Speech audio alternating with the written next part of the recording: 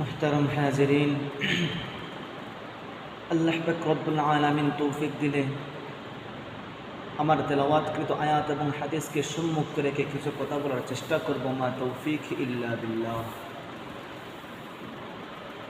মুহতারাম হাজরিন,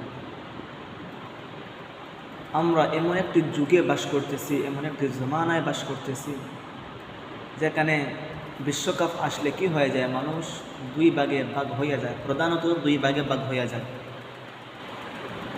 এক দল হয়ে যায় আর্জেন্টিনা সাপোর্টার, সে মুসলমান হয়ে এক দল আর্জেন্টিনা খ্রিস্টানদের সাপোর্টার হয়ে যায়, আর আরেক দল হয়ে যায় ব্রাজিলের সাপোর্টার। একে অপরে দ্বন্দ্ব, মারামারি, গালাগালি, কত ফিতনা ফাসাদ, কত গুনাহের কাজ সংগঠিত করে থাকে। তাদের জীবন আদর্শকে অনুসরণ করে থাকে, প্রত্যেকটা মুহূর্ত তাদের চলাচল ফলো করে, তাদের মতো চলে, তাদের মতো কী করে শরীরে পোশাক ব্যবহার করে, মাথায় স্টাইল করে, তাদের মতো জিন্দেগি কাটানোর চেষ্টা করে। অথচ তারা হলো খ্রিস্টান, আর আমি আপনি হলাম মুসলমান। আজ আমরা অসংখ্য গণিত টাকা খরচ করে কি করি, ওই খ্রিস্টান মেসি নেইমারের জার্সি গায়ে দেই, পতাকা উড়াই, ওদের খেলা দেখার জন্য আমরা হাজার টাকা খরচ করে টেলিভিশনের ব্যবস্থা করি, পর্দা লাগানোর ব্যবস্থা করি।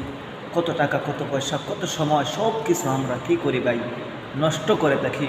অথচ তারা আমাদেরকে চিনে না পর্যন্ত, আর আমরা তাদের প্রত্যেকটা জীবনের প্রতিটি মুহূর্ত আমরা অনুসরণ করে চলে থাকি। কিন্তু আফসোসের বিষয় হলো, দুঃখজনক বিষয় হলো, আমাদের জন্য লজ্জার বিষয় হলো, যেই নবী আমাদেরকে না দেখে, আমাদেরকে না চিনে উহুদের ময়দানে ধান্দন মোবারক শহীদ করেছেন, যেই নবী কি করেছেন তায়েফের ময়দানে হাতরাঘাত সহ্য করে রক্তে রঞ্জিত হয়েছেন, যেই নবী আমাদের জন্য রাইতের পর রাত তাহাজ্জুদ করে ক্রন্দন করেছেন, সারাটি জিন্দগি এই উম্মতের চিন্তায় কাটিয়ে দিয়েছেন। এমনকি কাল কিয়ামতের ময়দানে সমস্ত নবী রাসূল শুধু নিজের চিন্তা করবে, নাফসি নাফসি বা নিজের চিন্তা করবে। ওই অবস্থায়ও আমার আপনার নবী ইয়া রব্বি ইয়া উম্মতি ইয়া উম্মতি ইয়া উম্মতি, আপনার আমার চিন্তা করবেন, এই উম্মতের চিন্তা করবেন, এই উম্মতের চিন্তা করবেন। কিন্তু আজ আমরা কি করতেছি, ওই নবীজির আদর্শ আমরা ছেড়ে দিয়ে, ওই নবীজির জীবন, ওই নবীজির জীবনী, ওই নবীজির চাল চলন প্রত্যেকটাকে আমরা ছেড়ে দিয়ে আমরা এইসব অনুসরণ করতেছি খ্রিস্টানদের। আমরা খ্রিস্টানদের চালচলন, খ্রিস্টানদের জীবন আমরা অনুসরণ করতেছি। আমরা কেমন মুসলমান হইলাম? আমরা তো পরিপূর্ণ ইমানদারই হইতে পারলাম না। পরিপূর্ণ ইমানদার হতে হলে কি করতে হবে? নবীজিকে ভালোবাসতে হবে, নবীজির অনুসরণ করতে হবে। আমাদের ভালোবাসা কার জন্য ভাই? আমাদের ভালোবাসা কার জন্য? আল্লাহ পাক রব্বুল আলামিন পবিত্র কোরআনের মধ্যে বলেন, কুল ইন কুনতুম তুহিব্বুনাল্লাহ ফাত্তাবিউনি ইউহিব্বুকুমুল্লাহ।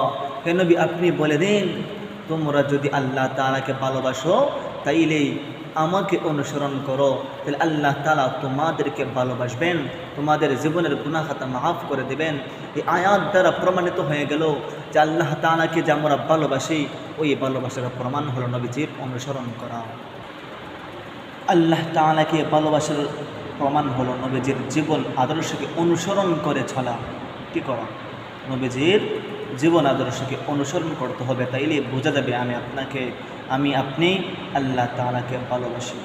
কিন্তু আজ আমাদের পরিণতটা কি হয়েছে? আমাদের অবস্থাটা কি আজ? আমরা মুখে বলি আল্লাহ তাআলাকে ভালোবাসি, আমরা বলি নবীজিকে ভালোবাসি, কিন্তু কাজে কর্মে তো সেটা প্রমাণিত হয় না যে সত্যি আমরা নবীজিকে ভালোবাসতাম। তাইলে নবীজির চাল চলন, নবীজির কথাবার্তা, প্রত্যেকটা বিষয় আমরা অনুসরণ করতাম, ওনার জীবন আদর্শকে আমরা অনুসরণ করতাম, আমাদের জীবনটাকে ওনার আদর্শবান করতাম। কিন্তু আজ আমরা তো মেসি নেইমার নিয়ে পড়ে আছি, আমরা দুনিয়ার সেলিব্রিটি, দুনিয়ার নায়ক, এদের জীবন আদর্শ অনুসরণ করতেছি, ওদের মতো আমরা চলতেছি, অথচ এরা আমাদেরকে চিনে না পর্যন্ত। আমরা আজকে কেমন মুসলমান হইলাম? এর চাইতে লজ্জাজনক বিষয় কি হইতে পারে? এর চাইতে দুঃখজনক বিষয় আর কি হইতে পারে?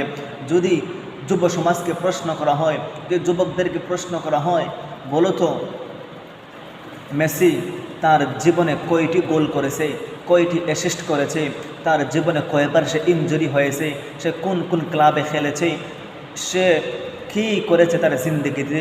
দেখবেন ওই তরুণ যুবকরা মুহূর্তের মধ্যেই মেসি, নেইমার, এই সমস্ত খ্রিস্টান প্লেয়ারদের, নায়ক নায়িকার, সেলিব্রিটিদের জীবন আদর্শ, তার জীবনের প্রতিটি মুহূর্ত সে কি করতে পারবে, অল্প সময়ের মধ্যে বিস্তারিত বলে দিতে পারবে। সে সম্পর্কে অবগত, সে সব কিছু জানে।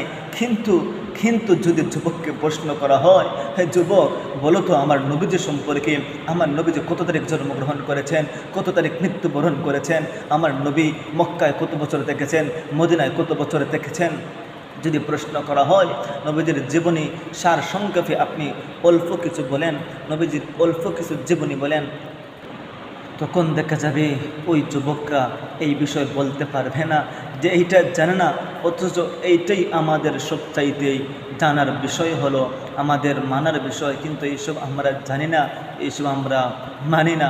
এই যুবককে প্রশ্ন করা হয়, বলো তো নবীজির শৈশবকালের কয়েকটি ঘটনা, বলো নবীজি কত বছর বয়সে নবুয়ত প্রাপ্তি লাভ করেছেন।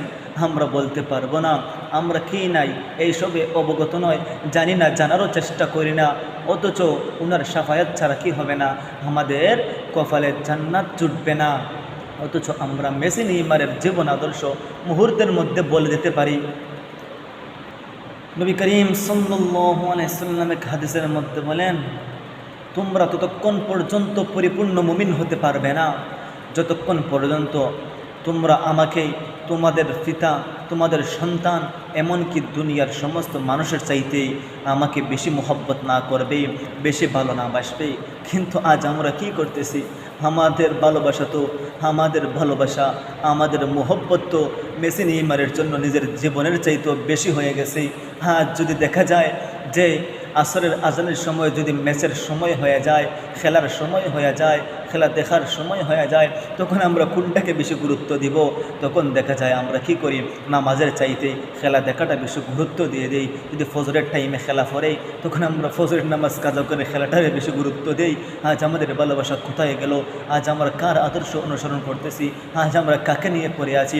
ওই মেসি, নেইমার তো আমাদের শাফায়াত করবে না জাহান্নাম থেকে বাঁচানোর জন্য, কিন্তু যেই নবী আমাদের জন্য শাফায়াত করবেন, তার জিন্দিগিটা আমাদের জন্য কাটিয়ে গেছেন, এত সব অত্যাচার, কাফেরদের নির্যাতন সহ্য করেছেন, কিন্তু আমরা তার কথা ভুলে গেছি, তার বিধান, তার জীবন আদর্শ মানার বিষয়টা আমরা ভুলে গেছি। আমরা তার সিরাত সম্পর্কে জানি না, তার জীবনী সম্পর্কে আমরা জানি না। যদি আজকে তরুণ যুব সমাজকে প্রশ্ন করা হয় যে আর্জেন্টিনার কয়েকটি প্লেয়ারের নাম বলো, যদি যুবকদেরকে বলা হয় বলো তো আর্জেন্টিনার কয়েকটি প্লেয়ারদের নাম বলো, ব্রাজিলের কয়েকটি প্লেয়ারের নাম, তখন দেখবেন ওই যুবক মিনিটের মধ্যে 20 থেকে 30টি আর্জেন্টিনা, ব্রাজিলের প্লেয়ারদের নাম বলে দিতে পারে, ওই খ্রিস্টানদের নাম বলে দিতে পারবে। কিন্তু যদি প্রশ্ন করা হয় 10 জন সাহাবীর নাম বলো, যদি প্রশ্ন করা হয় 10 জন সাহাবীর নাম বলো, বুলেট মারলেও মুখে দিয়ে সাহাবীদের নাম আসবে না। কেমনে আসবে? ও তো জানে না, ও তো চিনে না, ও তো মুখস্থ করে না, ও তো একটিবারও ভাবে না, ওদের জীবন আদর্শ পড়ে না। আজ আমরা রাতের রাত, দিনের পর দিন আমরা ওই খ্রিস্টানদেরকে নিয়ে পড়ে আছি। ওই বিশ্বকাপ আসলেই দেখা যায় বাংলাদেশের মানুষ, আপনি মুসলমান হইয়া কিভাবে তাদের প্রেমে এত আগ্রহ। খেলা না দেখলে যেমন ঘুম আসে না, আমরা একটি খেলা দেখার জন্য যে রাত্রে 3টার সময় খেলাটা হয়, তখন আমরা কি করি, 3টা পর্যন্ত জেগে থাকি ওই খেলাটা দেখার জন্য। কিন্তু নামাজের বেলায় আমরা 15 মিনিট সময় মসজিদে গিয়ে যাইতে পারি না, 15 মিনিটের সময়ের জন্য আমরা নামাজটা আদায় করতে পারি না। ওই যুবক কি জবাব দিবা কাল কিয়ামতের ময়দানে, যে এখানে 5টি প্রশ্ন করার আগে পর্যন্ত একটি ভাও লড়ানো যাবে না।